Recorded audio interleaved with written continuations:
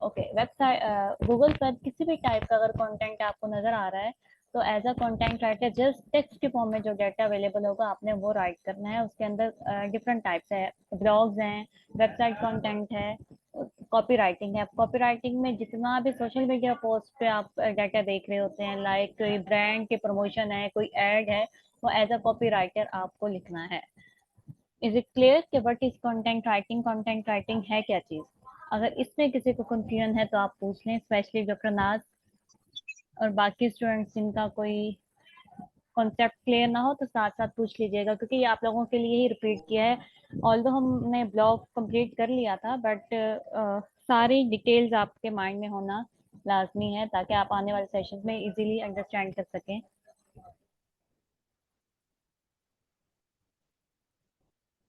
Okay, first type of writing is blog writing. मेरी voice आ रही है ना? क्योंकि मुझे रिस्पॉन्स नहीं मिल रहा, मुझे समझ नहीं आ रही कि आप लोग को पास वॉइस जा रही है कि नहीं। जी जी, आ रही है आवाज और समझ भी आ रही है आपकी। ओके ओके, ठीक है। ब्लॉग राइटिंग, ऑल्दो सभी फेमिलियर हैं। ब्लॉग राइटिंग में क्या करना है, हमने किसी भी ब्रांड की प्रमोशन के लिए वेबसाइट पर ब्लॉग राइट करने हैं। अब ब्लॉग में हम डायरेक्टली एंड इनडायरेक्टली इंफॉर्मेशन भी दे रहे हैं यूजर को और अपने ब्रांड को प्रमोट भी कर रहे हैं। अब सिंपल ब्लॉग में हमने किसी भी यूजर की प्रॉब्लम को सॉल्व करना होता है। अब क्लियरली इसमें लिखने के लिए हमारे पास डिफरेंट स्टेप्स हैं जिनको फॉलो करके हम एक प्रॉपर ब्लॉग लिखते हैं। अब one by one, step by step, step by step उनको फॉलो करेंगे, उसके बाद हमारा ब्लॉग रेडी होगा। ब्लॉग में क्या होता है, लेट्स सपोज अगर हम किसी भी एक कीवर्ड की एग्जांपल ले लें, हम लेते हैं लैपटॉप। हमारे पास एक कीवर्ड है, हमने अब लैपटॉप पे ब्लॉग लिखना है। अब हमने कीवर्ड का यूज इस तरह से करना है कि हम इसके ऊपर एक यूजफुल पहले तो टाइटल बना लें, और उस टाइटल को लेके हमने पूरी इंफॉर्मेशन लिखनी है जो आगे आने वाले ब्लॉग में उस टाइटल को डिटेल में एक्सप्लेन करेगा। लेट्स सपोज कि हम देखें टॉप 10 लैपटॉप इन 2023। 2023 के कौन से टॉप 10 लैपटॉप्स हैं, तो आपने ऑब्वियसली उसी टॉप 10 के बारे में एक्सप्लेन करना है। अब ब्लॉग लिखने के कुछ स्टेप्स होते हैं, लाइक हमने उसका मेटा डिस्क्रिप्शन राइट करना है, हमने उसका इंट्रोडक्शन देना है, टेबल ऑफ कंटेंट डालने हैं, सब हेडिंग्स डालनी है एंड कंक्लूजन करना है। अब इसमें हमारे पास जस्ट हमने कंटेंट राइट नहीं करना है, इसको हमने एसईओ ऑप्टिमाइज करना है ताकि वो गूगल के फर्स्ट पेज पे रैंक हो जाए। उसकी कुछ टेक्निक्स हैं जो इंशाल्लाह आप लोगों ने कुछ में सीखी हैं और इंशाल्लाह बाकी स्टूडेंट्स को हम नेक्स्ट सिखाएंगे। अब हमारे पास टू टाइप्स ऑफ ब्लॉग होते हैं, ये शायद मेरे पुराने स्टूडेंट्स के लिए भी न्यू इन्फॉर्मेशन होगी, आप लोग जरा गौर से सुनिएगा। अब हमारे पास टू टाइप्स ऑफ ब्लॉग हैं, एक on page blog end of page blog. On page blog means जो हमारी अपनी वेबसाइट पे जाके पब्लिश होता है, end of page blog means जो किसी दूसरे की वेबसाइट पे जाके पब्लिश करेंगे। Just a minute.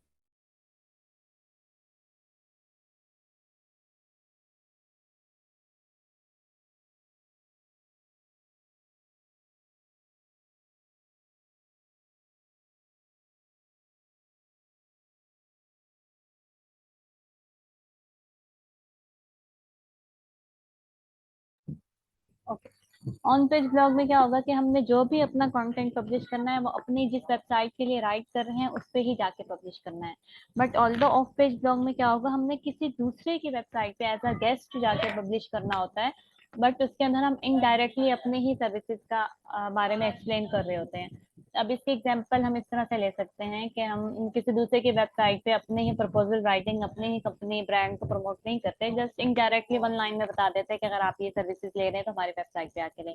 Let's suppose अगर आपके एरिया में न्यू रेस्टोरेंट ओपन हुआ है, मैसेजेस मैं आपके देख लेती हूँ साथ साथ। जी, मैं कॉपी राइटिंग और कंटेंट राइटिंग का डिफरेंस बताती हूँ, जब हम कॉपी राइटिंग पे आएंगे तो मैं आपको इंशाल्लाह इसका बता देती हूँ। ब्लॉग राइटिंग में हम बात कर रहे थे on page end of page blog. अब इसके एग्जांपल में अगर हम लेट्स सपोज हमारे एरिया में एक न्यू रेस्टोरेंट ओपन हुआ है और आपने उस रेस्टोरेंट के लिए एक ऑन पेज ब्लॉग लिखना है, तो आप डेफिनेटली उसके लिए क्या लिखेंगे, जब आप अपनी वेबसाइट पे पब्लिश करेंगे कि हमारा ये रेस्टोरेंट है, आए हम, हमारा फूड अच्छा है, हमारा टेस्ट अच्छा है, तो आप डायरेक्टली बता रहे होते हैं, अपने रेस्टोरेंट की प्रमोशन करते हैं। बट एज अ गेस्ट जब आप किसी दूसरे के रेस्टोरेंट में जाके लिखते हैं, प्रमोट करेंगे, तो डेफिनेटली वो अलाउ नहीं करेंगे कि आप, अगर आप सॉल्ट एंड पेपर में हैं, आपको कोई दूसरा रेस्टोरेंट 14 स्ट्रीट जाके आके कहे कि आप अपना मेन्यू हमारे कस्टमर को आके दें, इज इट नॉट पॉसिबल, कि कोई भी अलाउ नहीं करता कि कोई भी दूसरा ब्रांड आके हमारा ही कंपटीटर हमारे ही ऑडियंस को अपनी प्रमोशन करे। तो इसका रीजन ये होता है कि डेफिनेटली वो अपने ऑडियंस को शेयर नहीं करना चाह रहे होते। तो हमने direct indirectly guest posting just generic information देनी है, लाइक हाउ टू ई, सिंपल इन्फॉर्मेशन देंगे। जिस तरह से हमने ब्लॉग का एक टाइटल लिखा है, उसके अंदर कहीं ना कहीं एक लाइन में बता सकते हैं, कंक्लूजन में या कंक्लूजन से पहले एक सेंटेंस या पैराग्राफ ऐड करके जस्ट इनडायरेक्टली बता सकते हैं कि यहाँ पे इस एरिया में हमारा न्यू रेस्टोरेंट है, आप उसको आके विजिट करें। या उसके अंदर इंटरनल लिंक, अपने ही वेबसाइट का लिंक डाल देंगे तो वहां से यूजर वहां पे आ जाता है आपकी वेबसाइट पे। This was a new concept for all my old students. तो आपका कल ये मैं कॉन्सेप्ट पूछूंगी आप सबसे, what is the difference between on page end of page blog. अगर यहाँ पे किसी को कोई कंफ्यूजन है, कोई क्वेश्चन है, तो आप लोग पूछ लें।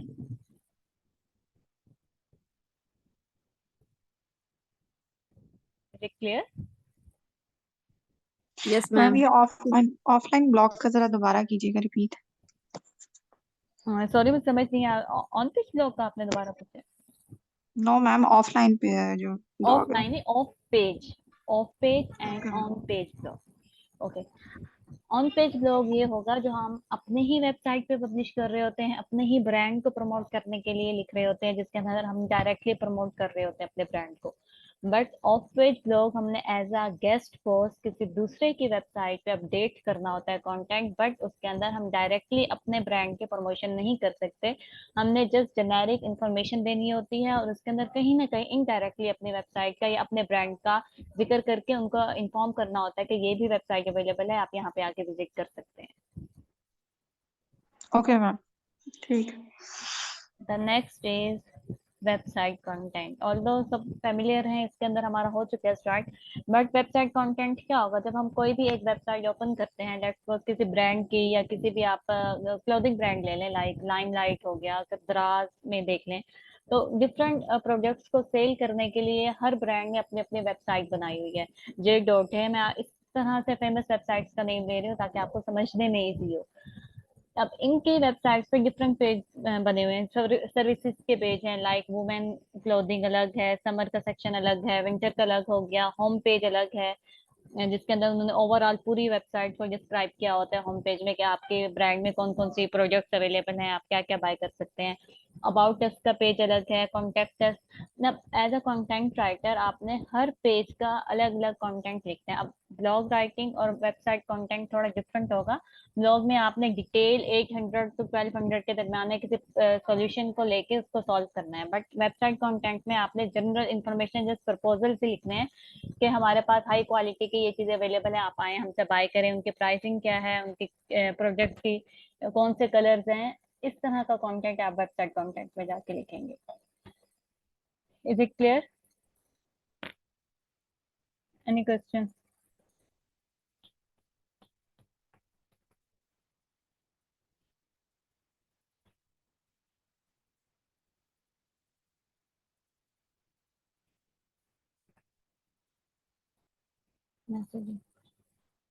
The next type of content is product description. जब हमने कोई भी प्रोडक्ट बाय करनी है, किसी भी आप प्लेटफॉर्म में देखें, अमेजोन है, दराज, कोई भी आप सेलिंग के प्रोडक्ट देखें और बाय करते हैं, तो आपने कोई भी एक प्रोडक्ट को चूज कर लिया, उसके अंदर साथ आप उसकी डिस्क्रिप्शन देख रही होती हैं। उसके अंदर एक पैराग्राफ राइट है, उसके अंदर उसके फीचर्स लिखे हैं, कलर्स लिखे हैं, उसके प्राइसिंग डिटेल, उसके रिव्यूज। तो किसी भी प्रोडक्ट को एक्सप्लेन करने के लिए, उसकी सेलिंग को इंक्रीज करने के लिए जो डिस्क्रिप्शन राइट की जाती है, एज अ कंटेंट राइटर आपने वो राइट करनी है प्रोडक्ट डिस्क्रिप्शन में।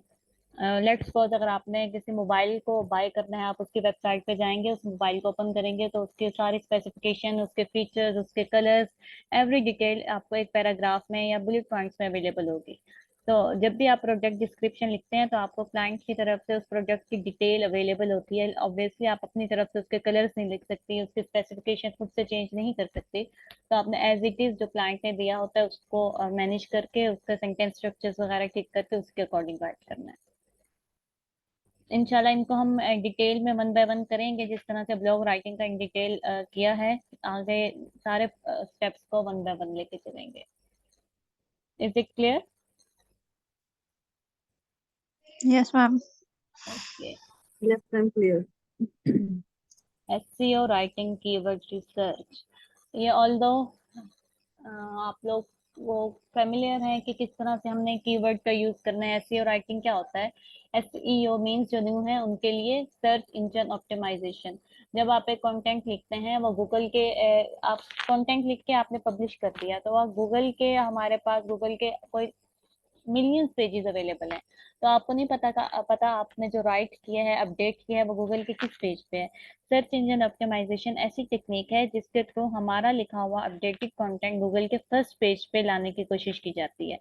तो उसके अंदर कीवर्ड का यूज किया जाता है। अब हमने कौन कौन से कीवर्ड्स यूज करने हैं, अभी तक जो मैंने आपको असाइनमेंट्स दिए हैं उसके अंदर आपको मैंने कीवर्ड प्रोवाइड किए थे। बट कीवर्ड मीन्स कि आपने उन वर्ड्स का यूज करके राइट करना होता है जो यूजर, जो ऑडियंस नॉर्मली रूटीन में गूगल पे सर्च करने के लिए यूज करती हैं। अब इन कीवर्ड को हमें क्या पता कि एक ब्लॉग में कौन सा कीवर्ड, उसके कितने यूजर उसको चेक करें। हमें ऑल्दो अपने एरिया का पता होगा कि एज आपकी अपनी ऑडियंस अपने लेवल का पता है कि आप इसको सर्च करें, बट ऑल्दो आपको नहीं पता कि अगर वो आपने ओल्ड एज के ऑडियंस के लिए लिखना है तो वो लोग किस तरह से सोच रहे हैं। ऑल्दो आपको नो हाउ है बट इन डिटेल आपको इन्फॉर्मेशन नहीं होती, तो उसके लिए हमारे पास कुछ टूल्स होते हैं जिससे हम देख सकते हैं कि उस कीवर्ड का वॉल्यूम कितना है और उसकी डेंसिटी कितनी है।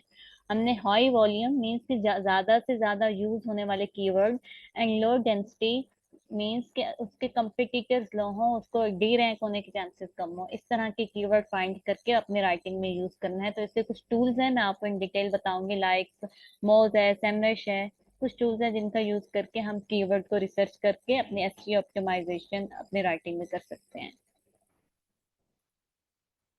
रीडेबिलिटी चेकिंग ये ऑल्दो हम कर चुके हैं। इसके कुछ 6 पॉइंट्स होते हैं कि आपने जो लिखना है कंटेंट वो इजी टू रीडेबल होना चाहिए, लाइक उसको यूजर इजीली अंडरस्टैंड कर सके, रॉन्ग इन्फॉर्मेशन नहीं होनी चाहिए। इसके कुछ लिखने के कुछ हमारे पास रूल्स होते हैं, लाइक योस्ट हमारे पास वर्डप्रेस का प्लगइन है, वो हमें अलाउ करता है कि जब हम कोई भी कंटेंट, वेबसाइट कंटेंट है या ब्लॉग है या प्रोडक्ट डिस्क्रिप्शन, किसी भी टाइप का कंटेंट जब आप गूगल पे डालेंगे तो उसके लिए आपने सेंटेंसेस बहुत ज्यादा लेंथी नहीं रखने हैं, आपने पैराग्राफ लेंथ नहीं करने हैं, आपने कंसेप्टिव सेंटेंसेस नहीं करने, ट्रांजिशन वर्ड्स कितने यूज करने हैं, पैसिवाइज किस तरह से यूज करना है।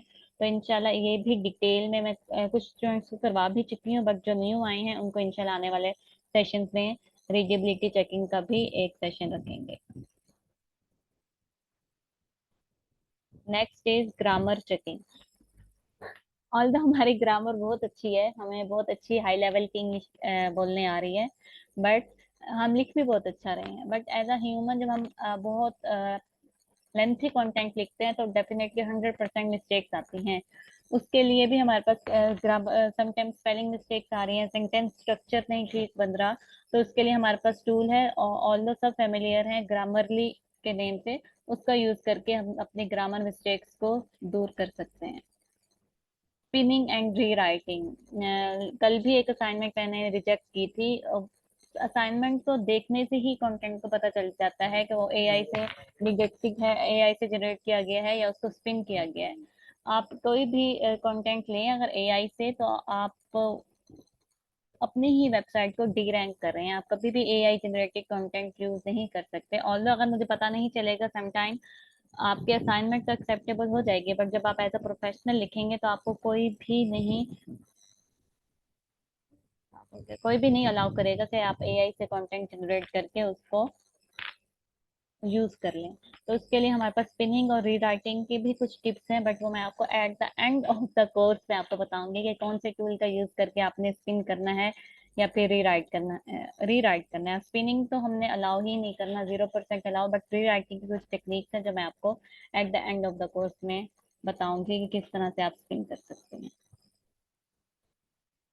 उसके अलावा कुछ हमारे पास वेबसाइट्स अवेलेबल होती हैं जिन पे हम अपने क्लाइंट्स फाइंड करते हैं, उसमें फाइवर है, अपवर्क है, समहाउ कुछ ऐसे लिंक्डइन की प्रोफाइल आपकी अगर अच्छी है तो वहां से भी आपको क्लाइंट्स मिल सकते हैं। तो इंशाल्लाह इस सेशन में मैं आपको लास्ट वीक में इन सारे प्लेटफॉर्म्स पे प्रोफाइल्स भी बनाऊंगी, बट जब एक आप अच्छा कंटेंट जनरेट कर लेंगे, अपनी असाइनमेंट के पोर्टफोलियो क्रिएट करेंगे, देन जाके आप अपने प्रोफाइल अपडेट करेंगे। अब अगर आपका यहाँ से कोई क्वेश्चन है तो पूछ लीजिए, अब हमारे 10 मिनट में एंड भी हो जाएगी क्लास। अदरवाइज मैं आपसे खुद से क्वेश्चन करती हूँ कल के लेक्चर में जो थे। एनी क्वेश्चन यहाँ तक?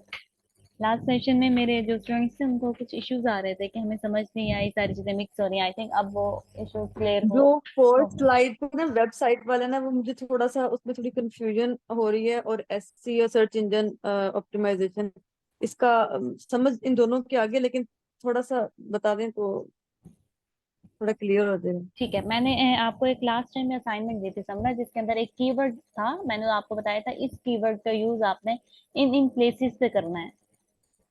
Do you remember?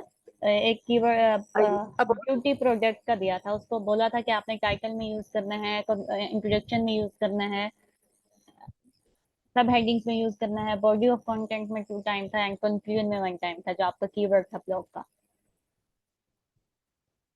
जी अब आपने वो क्यों यूज किया, तो उसकी रीजन क्या थी? जब आप विदाउट एसईओ ऑप्टिमाइजेशन का अपडेट कर देंगे ना गूगल पे अपना कंटेंट, तो वो अपडेट हो जाएगा, गूगल पे भी आ जाएगा। जब आपको पता है आपने पब्लिश किया, तो उसका लिंक आपके पास अवेलेबल होगा। बट जो ऑडियंस है वो आके अगर आपका जो आपने लिखा है ब्यूटी प्रोडक्ट्स, वो उसको सर्च करती है, तो उसको नहीं पता आपका कंटेंट पता नहीं कौन से मिलियंस पेजेस में से कौन से पेज पे गया हुआ है गूगल के। तो अपने गूगल के फर्स्ट पेज पे लाने के लिए आपने ऑप्टिमाइज करना होता है बाय यूजिंग कीवर्ड। जिससे क्या होता है कि आपका जो कंटेंट है, वो हमारी कोशिश होती है कि गूगल के फर्स्ट पेज पे आ जाए। बट जो टिप्स मैं आपको बता रही हूँ, आप अगर उसको फॉलो करते हैं तो बहुत जल्दी ओके, आपका कंटेंट फर्स्ट पेज पे आ जाता है। ठीक हो गया इंशाल्लाह। सही। और ओके, मैम तो वेबसाइट का भी आपने बताया था, फोर्थ स्लाइड में है वो, बस मुझे थोड़ा सा वो है, बाकी सारी स्लाइड्स मतलब मुझे समझ आ गई बाकी। कौन से साइड में जो मैंने कल आपको दी थी? आई थिंक तो फोर्थ फोर्थ स्लाइड थी, फोर्थ नंबर पे, इधर ही इसी में। अच्छा, वो तो वेबसाइट कंटेंट में सेम लिखा हुआ है, वेबसाइट जी जी, कंटेंट जो कल वेबसाइट। का सेशन था आपका, जिसमें आप जी मैंने आपने कहा था कि ब्लॉग में और इसमें डिफरेंस क्या, कहा था ब्लॉग की तो समझ है कि उसमें 6 पॉइंट्स होते हैं, उसके अकॉर्डिंग हमने अपना ब्लॉग राइट करना था, लेकिन वेबसाइट कंटेंट इसमें कैसे करना होता है? अच्छा, ब्लॉग में आपने पहले ऊपर एक टाइटल बनाया है जिसके अंदर आपने कोई एक प्रॉब्लम को डिस्क्राइब किया था। G M I G. Right? के like top yes 10 types of website या top 10 types of beauty products, और आपने उनको यस। सिंपल 10 टाइप्स को बता दिया। बट वेबसाइट कंटेंट में आपने जस्ट अपनी ही वेबसाइट को प्रमोट करना है। लेट्स सपोज अगर आप लिखती हैं ओके। कि आप किसी क्लोथिंग वेबसाइट के लिए, आप अपनी ड्रेसेस के लिए लिख रही हैं, तो हाई क्वालिटी फैब्रिक लिख के उसके ऊपर हाई क्वालिटी का 1 to 2 पैराग्राफ डाल देंगे। इस तरह से नेक्स्ट कोई हेडलाइन बना के उसके ऊपर फिर लिखेंगे लाइक मल्टीपल कलर्स अवेलेबल, उन कलर्स पे बना देंगे। ऑल्दो एक ही उस पे आप डिफरेंट लिख सकती हैं, मतलब कि वेरिएशन इसमें आ सकती हैं वेबसाइट कंटेंट में। बट ब्लॉग राइटिंग में आपने जो टाइटल दी है, उसी टाइटल के अंदर रहते हुए अगर आपने 10 टाइप्स बताई हैं, तो 10 टाइप्स को 1 by 1 एक्सप्लेन करेंगे। वेबसाइट कंटेंट पे ओके। आपने डायरेक्टली अपने ही ब्रांड को प्रमोट करने के लिए लिखना है। ओके ठीक है। ओके, एक क्वेश्चन आया था कॉपी राइटिंग और कंटेंट राइटिंग में क्या डिफरेंस है। अब कंटेंट राइटिंग में आपने ऑल दो ए टू जी हर तरह का कंटेंट लिख सकते हैं, उसके अंदर वेबसाइट कंटेंट आ रहा है, ब्लॉग आ रहे हैं, उसके अंदर कॉपी राइटिंग भी आ रही है। अब कुछ लोगों का ये कॉन्सेप्ट होता है कि कॉपी राइटिंग मीन्स कहीं से कॉपी करके हम राइट करते हैं तो इसका कॉपी राइटिंग, ऐसा नहीं होता। आप अपने ब्रांड को सेल करने के लिए, और हम ये भी कंटेंट लिख रहे हैं जिसके अंदर हम अपने ब्रांड की प्रमोशन कर दे रहे हैं, website content. But copy writing में जब आप किसी सोशल मीडिया प्लेटफॉर्म में लिखते हैं, लाइक अगर फेसबुक पे आपने कोई ऐड डालनी है, उसके अंदर 1 to 2 सेंटेंसेस में आपने अपने ब्रांड की प्रमोशन देनी है। इस तरह से आप कोई इमेज देख रहे हैं, उसके लिए आपने कंटेंट देना, तो 1 सेंटेंस में आप अपने ब्रांड की प्रमोशन कर रहे होती हैं। व्हाट्सएप के स्टेटस डालती हैं, तो समटाइम आप ब्रांड प्रमोशन के स्टेटस देख रही होती हैं। तो इस तरह का कंटेंट जो किसी social media platform, Facebook, Insta, LinkedIn या किसी भी दूसरे प्लेटफॉर्म पे आपको नजर आता है, वो कॉपी राइटिंग में आता है। इट्स नॉट मीन्स आप कहीं से कॉपी करके पेस्ट करेंगे तो वो कॉपी राइटिंग होगा। आपने जस्ट अपनी सेल इंक्रीज करने के लिए, ब्रांड प्रमोशन के लिए, सोशल मीडिया पोस्ट के लिए जो कंटेंट लिखना होता है, उसे हम कॉपी राइटिंग बोलते हैं। Is it clear? मैम हम ये जो एडवर्टाइजमेंट आती है, ऐड आती है, इनको कॉपीराइटिंग कह सकते हैं? एग्जैक्टली यही कॉपी राइटिंग है, जो हमें एड के लिए या एडवर्टाइजमेंट के लिए जिस तरह का कंटेंट होता है, ये सब कॉपी राइटिंग में ही आता है। Okay ma'am. Okay, I think all good. अब आप सबके असाइनमेंट्स क्यों नहीं बनाई आप लोगों ने? वो मैंने सुबह आपको कर दिया था कि होगा हमारा आज demo session, it's not mean कि आपने असाइनमेंट्स ही नहीं की। अभी मुझे एक वॉइस आई हुई थी लंबी चौड़ी कि मैम मुझे असाइनमेंट करनी है कि नहीं करनी, मेरे पास टाइम नहीं था, मैंने रिप्लाई नहीं दिया। आई वॉज थिंकिंग कि मैं क्लास में कहूंगी, चाहे अगर हमारा डेमो सेशन हो रहा है या हमारा सेशन चेंज हो रहा है, बट आपके असाइनमेंट्स मस्ट चेक होंगे इन क्लास, आप असाइनमेंट्स मिस नहीं कर सकते। अब कल इंशाल्लाह आपके सबसे पहले मैं असाइनमेंट चेक करूंगी फर्स्ट 3 स्टेप्स की, एंड नेक्स्ट हम स्टेप्स को कंटिन्यू करेंगे आफ्टर योर असाइनमेंट। चेक तो नहीं करनी वो, ऑब्वियसली रिटन फॉर्म में नहीं है, आप लोग मुझे एक्सप्लेन करेंगे, टाइम इज रनिंग आउट, अभी हो जाएगा। बट जो लोग कल नहीं आई थी, अवेलेबल नहीं थी, उनके लिए रिकॉर्डिंग गूगल क्लासरूम में अपडेट हो चुकी है, आप लोग वहां से रिकॉर्डिंग सुनिएगा और अपने असाइनमेंट अपडेट कीजिएगा, रेडी करके आइएगा।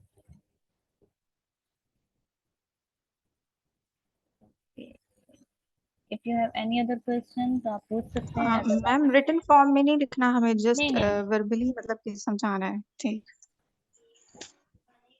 हाँ जी, आपने वर्बली क्वेश्चंस के आंसर्स देंगे, जिस तरह से मैं कोई भी क्वेश्चंस पूछ सकती हूँ वन बाय वन, लाइक आपने कंप्यूटीजीएस की वेबसाइट अपने पास तो रिटन फॉर्म में रखनी है और मुझे शो करवा दीजिएगा कि ये हमने फाइंड आउट किया है, आपकी वेबसाइट कौन सी है, उसका पर्पस क्या है, उसके कंप्यूटीजीएस का नेम क्या है। असाइनमेंट क्या है? अरीशा, अरीशा आज आपका फर्स्ट डे है ना?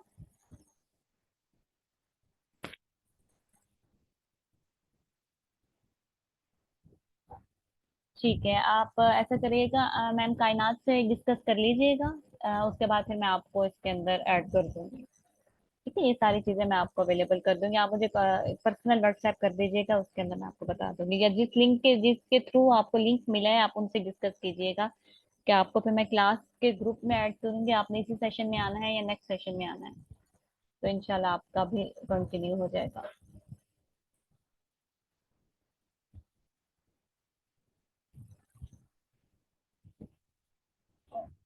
Any other question?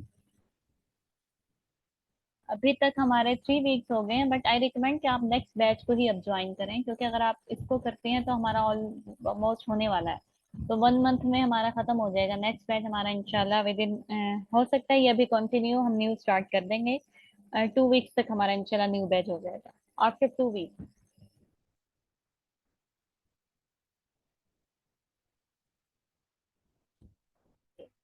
ये तो क्वेश्चन।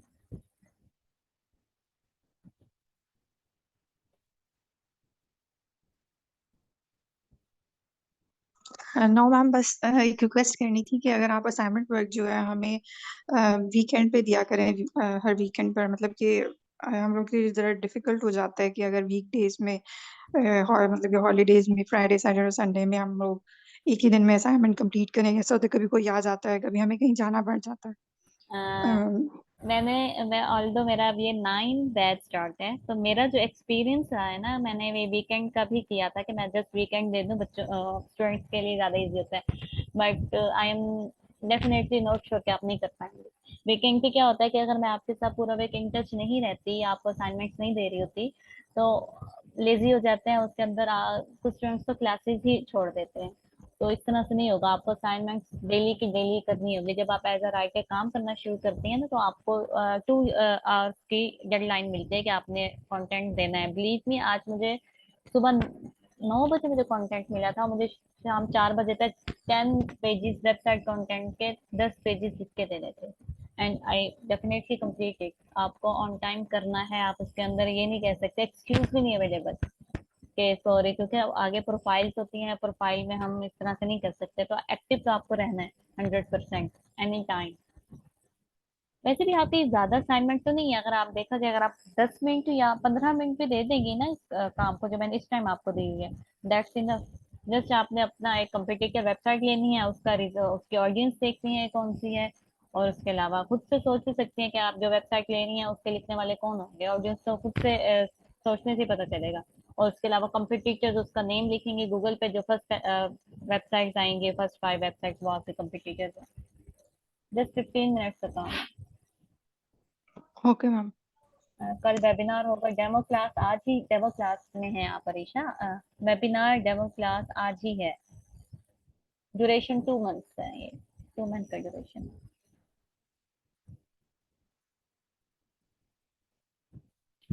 ओके, फी आपको जिससे लिंक भेजा है ना, आप उनसे डिस्कस कर लें। अगर आपने 2 मंथ्स की फी आपको फिर वो बता देंगे, या फिर आप मुझे व्हाट्सएप करते हैं अगर आपके पास मेरा है नंबर, तो फिर मैं आपको इन डिटेल बता देती हूँ।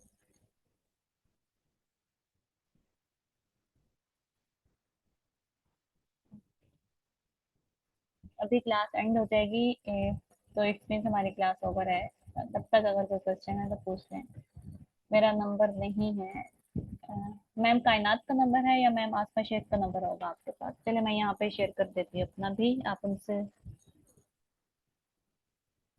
नो, यहाँ पे रिकॉर्डिंग हो रही है, ये भी जाएगा तो सबके पास मेरा नंबर जाएगा। हाँ,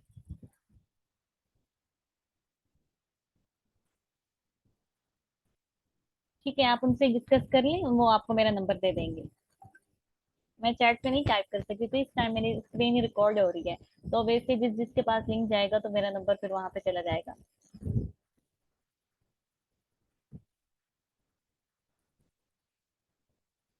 डेफिनेटली आपको मिल जाएगा, जिससे आपको लिंक भेजे आप उनसे कहिएगा मिस मरियम का नंबर दे दे, तो वो आपको दे देंगे। It's not a big deal.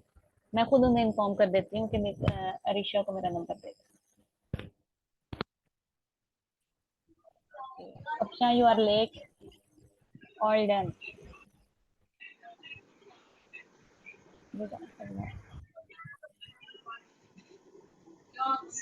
Okay, अल्लाह हाफिज। I think no question, time is running out.